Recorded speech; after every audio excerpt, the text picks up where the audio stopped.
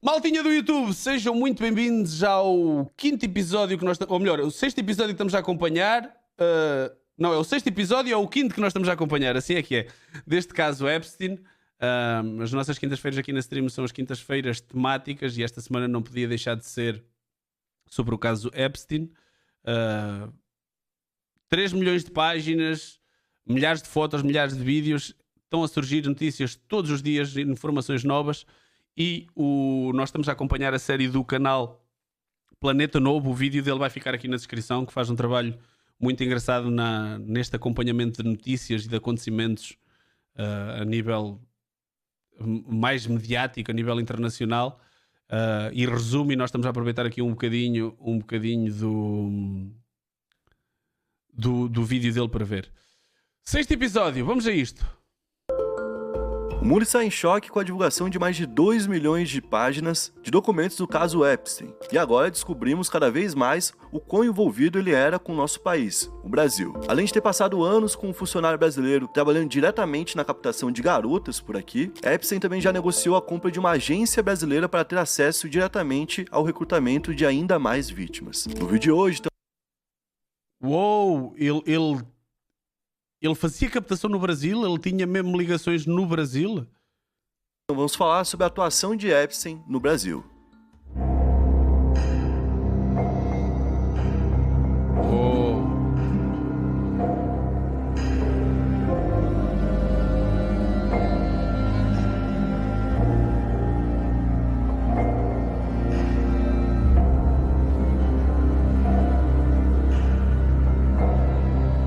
Foda-se, boa animação, bom trabalho. E aí pessoal, beleza? Meu nome é Bruno. Captações no Brasil é tipo olheira do real. Pai, verdade seja dita, no Brasil tem muito por onde captar. Fabio, esse aqui é o Planeta Novo e se você não é inscrito no canal, vai se inscrever agora e deixar o seu like para ajudar a gente. No vídeo de hoje, a gente vai trazer mais um capítulo da série do Jeffrey Epstein e hoje eu estou aqui com o Lucas Seca por trás das câmeras e eu quero saber qual que vai ser a meta de likes. Salve, bonitinhos e bonitinhas que estão assistindo o vídeo. Fofos e fofinhas. Fofinhos demais, almoçando e jantando. Fofos e fofinhas. A meta de likes, mano, se Deus quiser aumentou aí, né, que nós pedimos no último vídeo. Então, 16 mil likes. Já mano, joguei você é o cara mais prolixo que tem pra falar, viado. Caraca. A meta... Pô, é que eu fico... de like. Eu penso muito, tá ligado? Hoje, chefe. Pensa num cara que pensa, mano.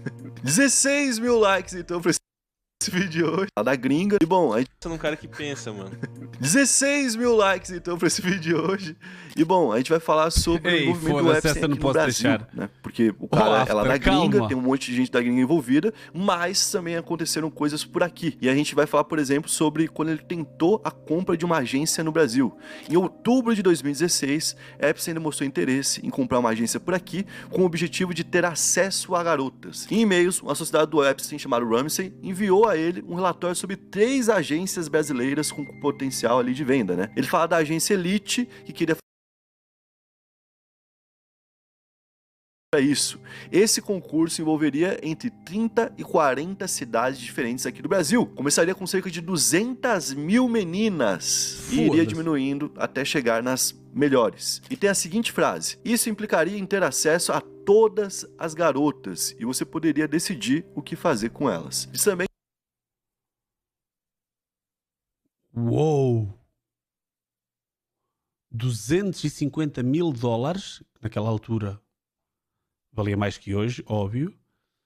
Um concurso que começava com 200 mil miúdas em 30 a 40 cidades. Uou, mano. que o Epstein poderia levar essas garotas... Por que isto está a ter falhado? Para qualquer lugar dos Estados Unidos, Paris ou Caribe, que é o lugar... E podia levar e fazer com elas o que quisesse. Foda-se, isto é muito surreal. Que ele tinha casas, né? Então ele teria um acesso, gente, de 200 mil dados. Vocês já ouviram falar que hoje em dia o negócio mais caro que tem no mundo é dado? Já ouviu falar isso aí? Você vai, por exemplo, num lugar... O 250 capas é peanuts, eu sei, mas para a realidade brasileira, 250 capas é mais de R$1 milhão. Para um concurso de beleza de miúdas, meu. E não estou a falar só pelo dinheiro, estou a falar da dimensão. Tu já viste o que é um concurso de beleza começar com 200 mil miúdas? Epá, e depois tudo o que está ali associado a seguir, a maneira do discurso, não é? Podes fazer com elas o que tu quiseres. Num café, e aí tem o Wi-Fi. Só que para você poder entrar no Wi-Fi, você tem que se cadastrar. Aí você usa o seu Facebook, vai lá rapidinho, se cadastra, né? Tipo, ó, conectado com o Facebook? Conectar com o Facebook. Pronto, entrou. Não levou nem 30 segundos, você tá conectado online. Com isso, você passou os seus dados para esse lugar. Esse lugar agora tem o seu e-mail, por exemplo. Esse lugar no Facebook pode ter a sua idade, pode ter o sexo que você tem, pode ter o lugar que você mora. Então, a gente vai saber nessa cafeteria qual o público que mais passa por aqui. Por que mais pessoas desse tipo estão passando por aqui? O local que tem acesso a esses dados pode fazer esse levantamento. E aí você pode vender melhor. Ah, o meu público então é mais masculino, jovem, porque aqui perto tem um lugar que o pessoal joga bola, então eles passam por aqui e tomam café depois. É isso? Beleza, então vamos conversar com esse público. Então, os dados são a parte mais, né, preciosa que tem. E ele ia ter 200 mil dados. Foda-se a seletiva que ele tava fazendo, tá ligado? Até porque era um acobertamento pra menina fazer algum trabalho de modelo, mas no final ir lá e se deitar com ele, certo? Pra ele poder abusar de alguma menina. E além disso... Caralho, Bruno! Caralho! Sem papas na língua aqui, foda-se! Nem pão, nem nada! Pá, não sabemos, não é? Claro que a nossa cabeça... nos leva a todos para aí, tendo 200 mil miúdas à disposição num concurso de fachada, que o objetivo final dele era esse, mas não estava à espera que houvesse assim a afirmação tão direta no vídeo. Que ganda, Bruno! Ele ia ter contado de 200 mil de uma vez só. É tipo assim, algo inacreditável. 200 mil meninas do Brasil que iam estar na mão de um cara desse, pô. Absurdo, pô. E ali ele continua falando sobre outras possibilidades de agência que ele poderia comprar, além da Elite, que é essa. Como, por exemplo, a Ford Models, dizendo o seguinte: há muitas oportunidades para conhecer modelos, mas acredito que não o mesmo acesso direto do concurso, onde as garotas são majoritariamente caipiras sem experiência. Falando, né, do caso da Elite, ou seja... Tem outras agências, mas o acesso não é tão fácil como o concurso, porque as miúdas são caipiras. São meninas, iniciantes.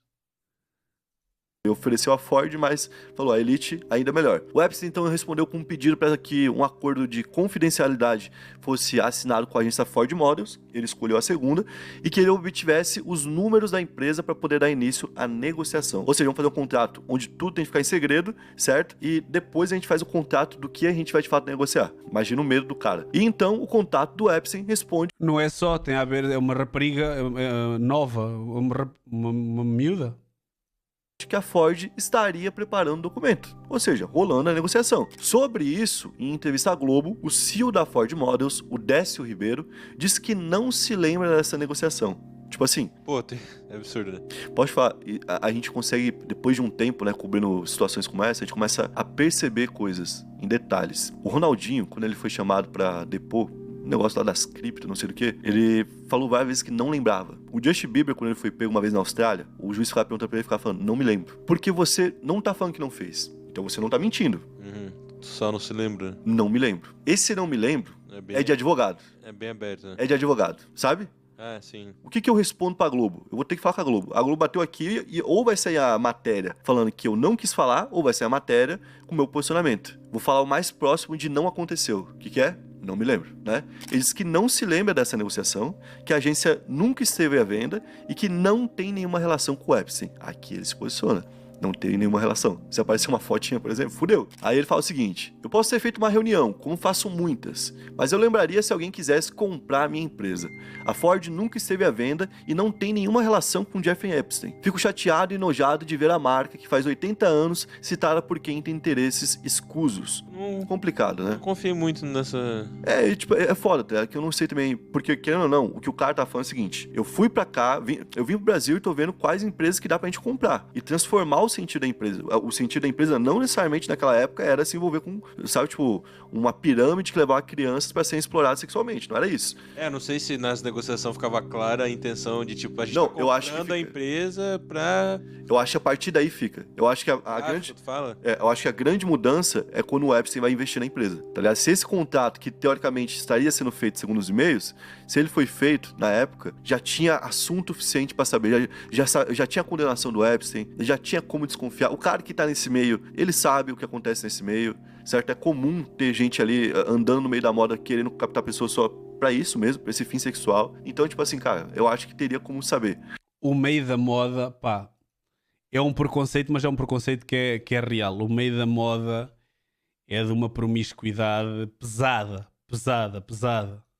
O que ele vai provar agora é se teve esse documento ou não. Mas como a gente falou, tem desdobramento do Brasil. Não é que vai passar batido por aqui, não. E esse cara que é muito importante pra essa história, que é o que fez a ponte aqui no Brasil, né? É o Ramsey Elkroy. Ele é músico e produtor e um dos fundadores do coletivo Monotronic, que já foi identificado como olheiro e recrutador de modelos pro Epstein. Então ele já foi identificado assim pela polícia, oficialmente ele já é isso. Na nova leva de arquivos, o nome dele aparece 2.267 vezes. Caralho! Bastante. Na grande maioria das vezes, estão falando dele em algum encontro com mulheres. Em algumas, ele envia algumas fotos de modelos de biquíni pro Epstein, falando: o que você acha? Maneiro, gostou, não sei o que, como se tivesse, tem acesso a essa pessoa aqui. Em 2010, por exemplo, ele enviou 6 imagens ao empresário falando o seguinte: essa é Juliana, uma garota brasileira de 21 anos que eu vou levar para Nova York amanhã.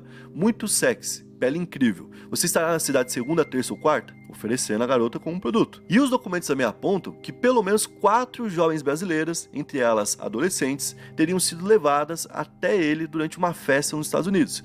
E quem teria levado seria o Ramsey. Tanto é que essa leva de pessoas do Brasil para os Estados Unidos foi ficando cada vez mais comum, que o cara já tinha contatos para poder emitir visto. Quem bancava o visto era o Epstein, o dinheiro saía da conta dele, ia para a conta do Ramsey, que pagava então o serviço. E eles estavam querendo fazer um concurso próprio de beleza aqui no Brasil para atrair as garotas mais bonitas, na visão deles, obviamente menores de idade, garotas mesmo, né, não mulheres, e levar que eles considerassem melhor lá para fora. E até agora quem tá fazendo o maior levantamento dos documentos é a BBC News, certo? E a BBC News identificou aproximadamente 4.000 referências ao Brasil no documento. Nossa, é muita coisa. Tem muita coisa, mano. Ele curtiu o Brasil, né, fazer essas maldades. Pois é, mano. Inclusive tem um depoimento prestado à Justiça da Flórida em junho de 2010 que afirma que o Jeffrey Epstein costumava viajar ao Brasil para encontrar novos clientes, certo? Que inclusive pagavam pelas mulheres que ele tinha contato, e que ele tinha uma mulher que era um contato dele e que essa era quem arrumava tudo por aqui. Essa testemunha tem a identidade ocultada, só que ela fala que trabalhou para um cara chamado Jean-Luc Brunel. Esse cara é um ex-agente de modelos francês e que era parceiro próximo do Epstein. Ele foi acusado de tráfico de mulheres, isso com mulheres de até 13 anos de idade, e acabou sendo encontrado morto em uma prisão em Paris em 2022. O tanto de gente... Até 13 anos. E é mais um que é encontrado morto, não é? E é mais um que é encontrado morto. Que é encontrado morto. Inacreditável, né? Tipo assim. Todo esse ciclo perto do Epstein gosta de tirar a própria vida. Muito pela rama, só que assim, muito pouco. Dá pra saber pouco. quantas pessoas trabalham com ele na vida dele, né? É algum desses ex-funcionários que sabia dos crimes do Brunel e que sabia dos... Foi falado apenas de quando foram libertados, mas fora isso... Ontem apareceu qualquer coisa do Trump ficar irritado com uma pergunta, mas quase nada. Isto não tem sido quase assunto por cá. Crimes do Epstein, que foi lá para poder falar sobre isso. Essa pessoa então falou que, inclusive, a empresa do Brunel não tinha lucro. Que o lucro que a empresa tinha, na verdade, vinha do Epstein. Era uma empresa de fachada para recrutar pessoas pro Epstein e, em troca, ele bancava ali os custos de vida que o Brunel tinha. E ele falou que naquela festa que... Sinceramente, eu nem acho, sabes? Eu acho é que é uma notícia... só para ler o comentário, mas há algum motivo para algo tão grave não ser falado? Acho muito estranho. Não é falado como uma referência de que foram libertados novas informações, porque olhando para o público português, tu achas que o público português teria interesse num aprofundar muito destas notícias? O público que ainda vê televisão e que vê os telejornais é um público com uma matriz mais velha, muito mais virado para os assuntos internos, não olham tanto lá para fora. Pá, eu acho sinceramente, eu acho que devia ser falado. Atenção, não estou a tirar, estou a tentar só fazer a linha de interpretação deles, não é? tendo em conta que o objetivo deles é as audiências e captar audiência, eles tentam ter mais assuntos para o público que os assiste. A realidade é que os portugueses é que o português clássico não quer saber disto. Pronto, é isso. Querem saber de quantas pessoas é que estão na fila da Primark. Pá, infelizmente eu estou aqui alinhado com o Apolo. Não é o que eu acho, mas acho que é uma estratégia editorial exatamente pelo tipo de público que assiste à televisão hoje em dia. Querem é ver o Ventura a fazer barulho, querem é ver as catástrofes, quem é que morreu, onde é que morreu.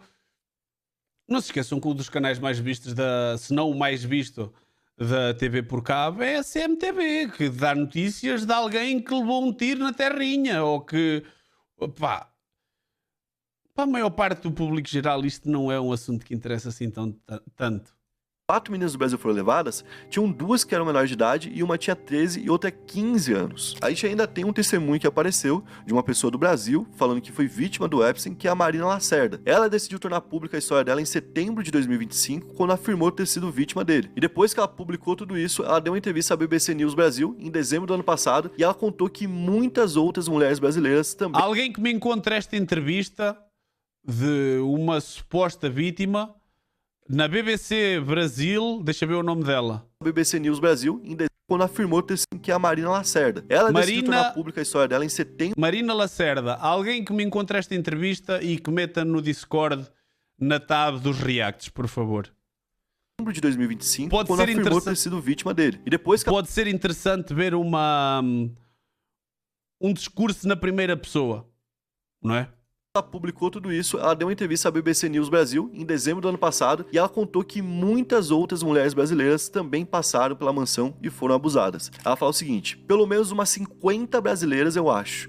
Eu levei algumas dessas meninas e elas levaram outras meninas. Ela explicou que na época em que os abusos aconteceram, ela vivia em um bairro que não era tão bom, ali no Queens, em Nova York. Ela, que não nasceu nos Estados Unidos, é brasileira, nasceu em Belo Horizonte, foi levada com a família aos 8 anos de idade para morar lá e já na adolescência, sem dinheiro, sendo imigrante, tudo isso, né, teve que trabalhar em todo tipo de emprego. Foi nesse período que ela passou então a frequentar um grupo de jovens ligado à igreja. Olha que doideira. Era um grupo formado por brasileiras e uma brasileira se aproximou dela então com uma proposta. E falou o seguinte: sei que você tá passando por uma dificuldade imensa na sua casa e queria te ajudar. Tem um cara super rico, poderoso, que mora em Manhattan e gosta de pagar por massagem de menina nova.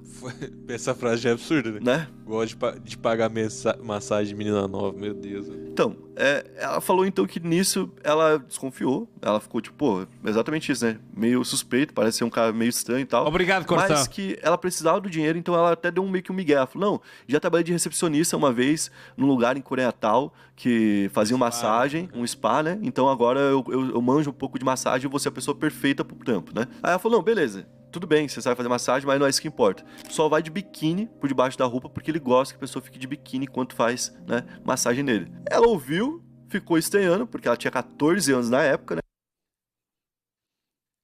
Vais fazer uma massagem. O que é importante para a massagem? É que quem está a fazer a massagem esteja de biquíni.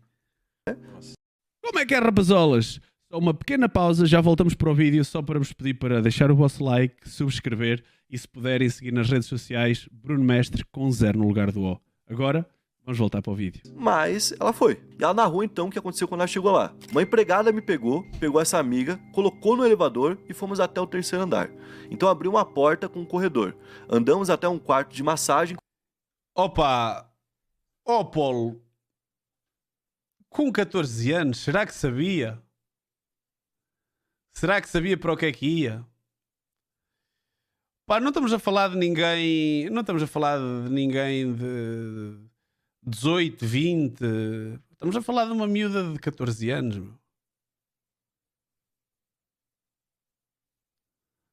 Não sei...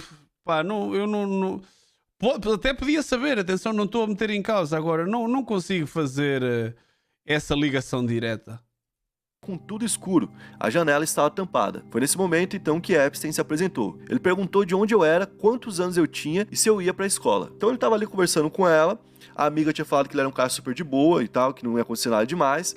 Então ela tava achando que ia ser isso. Só que ele, enquanto tava com ela, tava no telefone, conversando o tempo todo e tal, e enquanto tava falando no telefone, ele chegou perto dela e começou a tocar nela. Em seguida, essa empregada e o Jeffrey pediram pra que elas tirassem a roupa. A amiga começou a tirar a roupa, a blusa, né? Só que ela falou não. Ela falou, não quero fazer isso. E quando ela falou isso, obviamente ficou um climão, né? Aí a amiga dela ficou com raiva dela, porque falou, pô, olha o que você tá fazendo, tô te trazendo pra ganhar dinheiro, tu tá, tipo, ferrando o esquema. Só que o Epstein, malandro que é, tentou amenizar a situação, porque ele sabia que se saísse dali ia ser ainda pior, né? Imagina ela sair falando alguma coisa. Ele disse, dá um tempo que ela vai se sentir confortável comigo. Nisso, então, ele trocou as duas de lugar, começou a passar a mão na amiga dela, né? Só que de uma outra forma. Como a amiga já tava entregue a ele, ele começou a ser agressivo com ela. A Mariana falou que foi tudo muito rápido, que deixou ela em choque, até por conta da idade nela, e que foi uma coisa muito intensa que ela não sabia que isso ia acontecer. Então, quando terminou o encontro, elas se vestiram muito rápido, deixaram o lugar muito rápido, e ela falou o seguinte, ele disse que me veria de novo. Eu fiquei calada pensando que nunca mais veria esse cara.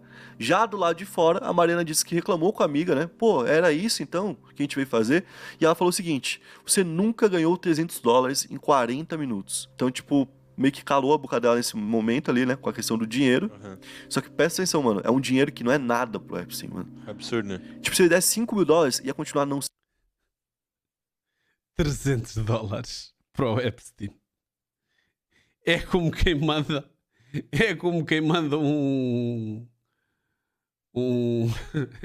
é uma esmola, meu. Foda-se. Para ele é uma esmola. Sendo nada pro Epstein. Mas por que ele não pode dar 5 mil? Porque ele tem que manter ela precisando de mais. Isso não vai resolver pra sempre, vai resolver por um dia. E ela vai precisar de mais. E aí ela vai voltar. 5 mil, ela pode pensar que ela não precisa mais voltar. Tá? Exato, entendeu? E aí a amiga dela convenceu ela a continuar indo nas outras ocasiões. E ela ia. Até aí, ela tava fazendo isso com ela mesma. Só que depois disso, ela começou a ser convidada a convidar pessoas. E ela fala o seguinte... Temos é que olhar das duas perspectivas sempre. Da perspectiva dele não é nada. Para uma miúda do Brasil de uma altura desfavorecida, pá, é bué. Lá está, é como agora há bocado estávamos a falar de $1 milhão naquela agência, naquele concurso.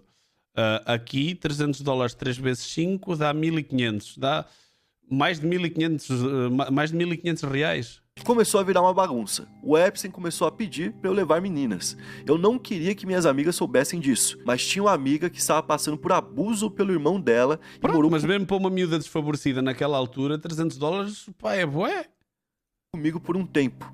E essa amiga aceitou. Tipo, a amiga dela tá passando por abuso do irmão. Saiu de casa, foi morar com ela. Pago. Quando foi morar com ela, ela chamou a menina e a menina foi parar na mão do Epstein. É absurdo, né? Tipo, pô. Sofrer outros abusos. Depois disso, ela e essa amiga e a anterior continuaram chamando mais meninas, né? E elas criaram meio que um padrão. Vamos buscar meninas que estão necessitando trabalhar porque são imigrantes, porque não tem documento de imigração, porque não tem dinheiro, não tem família, certo? E basicamente levaram um monte de brasileira, um monte de russa, um monte de gente aqui na América Latina, todo mundo que de alguma forma tava fudido financeiramente. E com o tempo, ela falou que o Epstein foi vendo ela mais como uma pessoa que era uma agente de meninas do que como mais uma menina, né? Ela foi ganhando uma moral com ele. Só que ao mesmo tempo ele foi cobrando dela, falando, pô, você só traz menina velha? Que isso, tá? E que ela já tava se sentindo muito mal de levar menina de 15, 16 anos e que ele queria, tipo, de 13, 12 anos.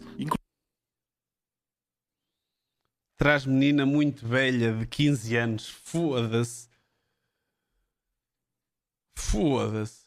Inclusive foi por conta desse envolvimento forte que ela teve que em 2008 o FBI procurou ela pra saber o que ela sabia sobre o Epstein e ela não quis falar porque ela tinha medo. Então basicamente, cara, ela teve ali uma relação que começa com ela sendo vítima por conta da pobreza, que leva ela a virar uma pessoa que colabora com ele, ou seja, que forma novas vítimas, também por uma questão de pobreza e que coloca ela como uma pessoa que não pode... Controlem um bocado aí o discurso, já sabem que a Twitch é um bocado chata com esse tipo de conversa. Não deixem isso descambar. Moderadores, vocês também estão a dormir hoje? Tiraram todos folga? Caralho, vou ter que... Deixa ver, que tenho cá algum moderador? Está o João Dias e o Man Máximo. Vai denunciar, né? Como é que ela vai denunciar se ela é parte do esquema? Então, muitas das vítimas do Jeffrey Epstein não vão falar porque, de alguma forma, se envolveram no esquema depois. E agora a gente vai para um outro lado, né? Uma suposta ligação com o Lula. Olha que doideira, cara. Bom, basicamente, teria uma ponte entre o Epstein e o Lula, que seria o Noah Chomsky, que é um cara que seria um filósofo, um pensador e tudo mais, que chegou a visitar o Lula na cadeia em 2018 e que poderia ter feito uma ligação entre o Lula e o Epstein nessa visita. Isso porque o Epstein escreveu sobre isso em um e-mail que ele mandou pro Chomsky. Porém, agora que isso saiu, né, que se tornou público, tanto o Chomsky quanto o Palácio do Planalto, os dois, como né, é que tá o já se posicionaram falando que isso não aconteceu. O que, como a gente falou, né, sem contexto, sem nada, ninguém acredita em mais nada, né? Tipo, você pode falar que não aconteceu. Eu não lembro. Também tem isso. E a esposa dele foi defender ele e falou, cara, isso aí não faz nem sentido, porque todo mundo sabe que quando você visita uma prisão, você tem que deixar o celular lá de fora. E, tipo, meio que confirmou que, de fato, rolou a visita. Então, esse cara que apareceu inúmeras vezes nos documentos, de fato, era uma ponte que ligava o Lula ao Epstein por conhecer os dois. Ele é comprovadamente um cara que conhecia os dois. Agora, se rolou essa ligação ou não, ainda não tem essa oficialização. Mas se tiver rolado, mais perguntas a serem feitas, né? E é muito doido, né? Como ele tava... E eu acho que o Lula também é outro que daí tem que se preocupar e vir falar. Não deixar só o Planalto emitir uma nota. Falar, sim, tem que... Não, eu conheci esse cara porque, por exemplo, conheci o Bush, eu conheci o Bill Clinton, e aí eu fui um dia num evento e tava lá. Tipo, alguma coisa tem que ser explicada assim. Porque é normal que esses caras de muito poder tenham tido contato com ele sem, de fato, nunca terem ido pra uma festa dele, por exemplo. Doideira mesmo. Agora, se você foi pra uma festa dele, se você foi até a casa dele, por que você foi? Eu fui porque tava tendo uma arrecadação pro evento beneficente. Ok, é uma situação. Eu fui porque era a festa de FM. Foda-se, agora, irmão, você já tá atolado até aqui de merda, tá ligado? Pô, e é muito doido ver como o Epstein tava, tipo, sabendo de todas essas coisas, sabe? Porque tem esses e-mails dele que ele tem um amigo que conversou com o Lula, e daí tem outros e-mails já que do outro amigo conversou com o Bolsonaro, e tipo assim... E a parada é que... coisa muito doida, tá? É sério? Ele acompanhava... Há fotos do Jeff na sede do FBI. Uou. Eu não sei se o Bruno vai abordar isto em algum dos temas. Se ele não abordar, depois no fim eu trago-vos um bocadinho daquele episódio do Inteligência Limitada que o Jeff Epstein era um dos maiores, não, era um grande investidor ou patrocinador de investigação científica. Não foi só o Stephen Hawking que esteve na ilha, houve pelo menos mais 2 prémios Nobel que estiveram na ilha. Ele fazia alguns encontros de ciência, ele investia em imensos projetos, milhões mesmo, em universidades de renome. Há quem diga que era para que essa veia dele de agente de outros países queria estar dentro das últimas inovações e das últimas pesquisas que estavam a acontecer nos Estados Unidos. Há até a situação do próprio submarino que ele construiu para o Stephen Hawking. O gajo farmava a aura em todo o lado. Né? Um macro sistema, né? Ele ficava acompanhando o que estava acontecendo na política e tal. Tanto que esse amigo, você vê que tipo, os caras não são os caras que são necessariamente de esquerda, tá ligado? Quando eles estão conversando. Mas eles estão falando que o Lula é o maior preso político que tinha no mundo naquele momento. Porque ele era um cara que estava preso pouco antes da eleição e era um cara que poderia ganhar a eleição. Tipo, era uma leitura inteligente. O Lula, de fato, se 2018 tivesse solto, ele ganharia a eleição, tá ligado? Independente se a prisão foi certa, se não foi certa, ele ganharia a eleição. Então os caras estavam preocupados com a situação de um país que não é o mais importante do mundo. O mais importante é o deles, certo? Ou seja, eles queriam ter controle em vários locais. E o Brasil era importante para eles a ponto de eles quererem fazer isso. De continuar acompanhando a política por aqui e de terem contatos com os políticos daqui, certo? E o Brasil é tão importante que em algum momento ele chegou, inclusive, a receber uma oferta de uma ilha no Amapá, certo? Uma espécie de ilha com floresta, tudo assim gigantesca, que ele ia comprar por 25 milhões de dólares. Quem ofereceu isso para ele foi um cara que é um advogado e executivo americano, que foi comissário da NBA, ou seja, um cara que representava a NBA por aí, de 1984 a 2014. Um cara chamado Joe David Stern. Esse cara, junto de outras pessoas, eram donos dessa floresta tropical ali, no Amapá, e queriam vender pro Jeffrey para ele fazer a ilha dele aqui no Amapá. Olha que doideira, né, mano? Olhem se de repente a ilha do Epstein fosse no Brasil. Bom, então esse foi o vídeo de hoje, espero que tenham curtido. Se curtiu, deixa o like, se inscreve no canal e mais atualizações vão sair aqui em breve. Tamo junto, valeu, é nóis. Grande vídeo, mais um. São 6, nós já é o quinto que estamos a acompanhar. E vão aparecer mais. O caso ainda tem muito para desbravar. Nós escolhemos esta série do Bruno porque assim, escolhendo acompanhar uma em específica, não vemos conteúdo repetido. Vamos acompanhar sempre o trabalho que ele for fazendo. E é isso. esta fixação por ilhas. Por isso é que o outro gajo quer a Groenlândia. Por acaso é, malta. Por acaso é. Opa! Sim, senhor. Estou chocado. Maltinha do YouTube, não me esqueço de vocês. Fiquem bem. Até ao próximo vídeo. Nós vamos continuar a postar os reacts aqui no YouTube. Por isso vão aparecendo e apareçam nas streams também. Não fiquem só aqui pelo YouTube. Bruno Mestre com 0 no lugar do O em todas as redes. Até ao próximo vídeo. Fui! Como é que é, rapazolas? Se chegaram até ao fim, por favor, subscrevam, deixem o vosso like e sigam Bruno Mestre com 0 no lugar do O em todas as redes sociais. Para vocês não custa nada, para nós é uma grande ajuda. Até ao próximo vídeo.